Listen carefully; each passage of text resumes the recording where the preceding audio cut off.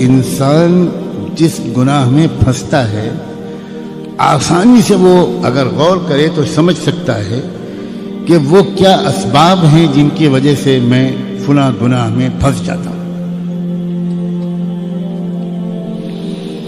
کچھ گناہ وہ ہوتے ہیں، میرے نوجوان عزیز غور سے سنیں، کچھ گناہ وہ ہوتے ہیں جو تنہائی کی وجہ سے انسان جن میں مبتلا ہوتا ہے۔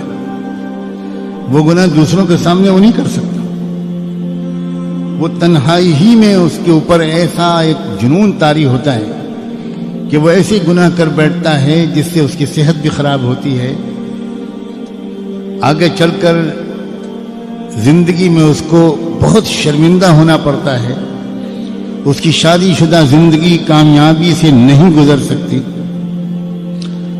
وہ بیچارہ اپنی بیوی کو سے آنکھ میں آنکھ ملا کے بات نہیں کر سکتا۔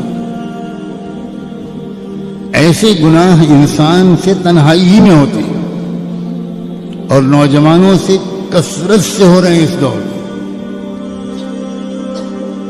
ایسے لوگوں کو چاہیے کہ وہ ایک بات تو یہ اپنی زندگی کا وظیفہ بنائیں کہ ایسی تنہائی سے اپنے کو بچائیں۔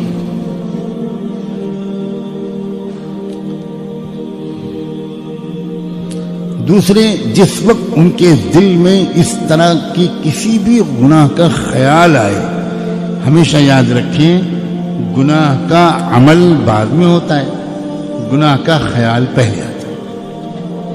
کسی بھی عمل کا عملی طور پر کر گزرنا یہ دوسرا مرحلہ ہوتا ہے، پہلا مرحلہ ہوتا ہے خیال کا۔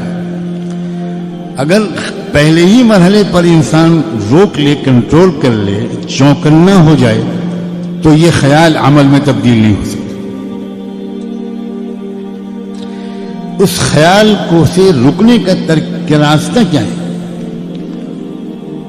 فوری طور پر اپنے ارادے کی طاقت کو استعمال کر کے دوسرا خیال دماغ میں لایا جائے، یعنی اس خیال کو بدلا جائے، آدمی اٹھ کے بھاگ جائے، ایک دم آدمی اٹھ کے کھڑا ہو جائے، آدمی ایک دم قرآن مجید ہاتھ میں لے لے، الماری سے کتاب ہاتھ میں لے لے، تسبیح ہاتھ میں لے لے جو سامنے ٹنگی ہے، وہ اللہ تعالیٰ کو یاد کرنے لگے، درود شریف پڑھنے لگے، استغفار پڑھنے لگے۔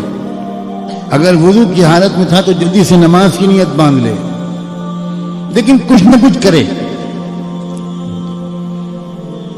اسی خیال میں انسان ڈوبا رہے، اسی خیال میں لگا رہے، دیر تک اسی خیال کے بارے میں سوچتا رہے اور پھر یہ تمنا کرے کہ وہ عمل مجھ سے سرزد نہ ہو، یہ انسان کی فطرت کے خلاف ہے۔ خیال عمل میں اپنے کو تبدیل کروا کر رہتا ہے، اگر آپ نے اس کو تھوڑی مہلت دے دی تو وہ پھر عمل میں تبدیل کروا کر رہتا ہے۔ وہ خیال کو بدلنا چاہیے، کسی بھی ترکیب سے خیال کو بدلنا چاہیے۔ حضرت یوسف علیہ السلام کو بھی خیال آیا تھا، ایسا نہیں ہے کہ ان کو خیال نہیں آیا تھا، اور انسان ایسا ہو ہی نہیں سکتا کہ اس کو خیال نہ آئے، لیکن یوسف علیہ السلام نے فوری طور پر فوراً اپنے خیال کو منتقل کیا اللہ کی پکڑ کی طرف، اللہ کی قدرت اور رحمت کی طرف، اور معاذ اللہ کہتے ہوئے بھاگے۔ یعنی انسان اپنی حالت کو بدلے، اپنی حیت کو بدلے، لیٹا ہوا ہے تو بیٹھ جائے، بیٹھا ہوا ہے کھڑا ہو جائے، بھاگے، نکلے باہر، اپنی جگہ بدلے، پوزیشن بدلے، مقام بدلے۔ ظاہری حیت بدلنے سے خیال کے بدلنے میں مدد ملتی ہے۔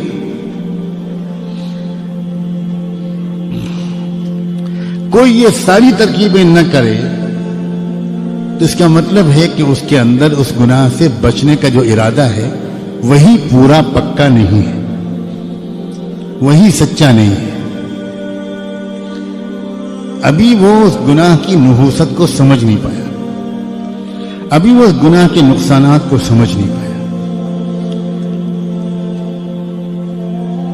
عزیز نوجوانوں کو پوری دنیا میں اللہ یہ سمجھنے کی توفیق دے کہ زندگی کا سب سے قیمتی حصہ ہے جوانی.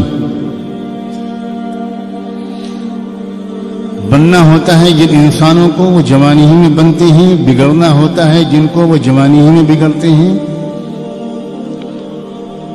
اگر یہ حصہ زندگی کا، اسی میں وہ صحت ہوتی ہے، اسی میں وہ قوت ہوتی ہے کہ انسان اس میں زیادہ سے زیادہ نیک اعمال کر سکتا ہے. بڑھاپے کی معذوریاں، مجبوریاں یہ تو تبھی معلوم ہوتی ہیں انسان کو جب خود بڑھاپا اس کے اوپر حاوی ہو جاتا ہے. اب اگر اس عمر کے اس منزل کو انسان نے گزار دیا ان گناہوں میں، تو سوائے اس کے کہ اس نے اپنے آپ کو دیمک لگوا لی اور اس نے اپنی صحت کو بھی تباہ کیا، چہرے کا نور بھی ختم ہو گیا، دماغ کی یادداشت بھی ختم ہو گئی، فیصلہ کرنے کی طاقت بھی جاتی رہی، صحیح غلط میں فرق کرنے کی استعداد بھی کمزور پڑ جاتی ہے.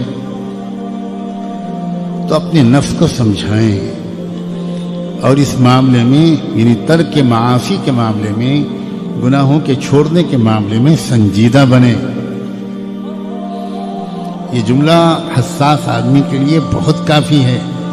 جو انسان یہ کہتا ہے کہ مجھ سے گناہ چھوٹتے نہیں، شاید اس نے اپنے گناہوں کے چھوڑنے کا سچا ارادہ ہی نہیں کیا.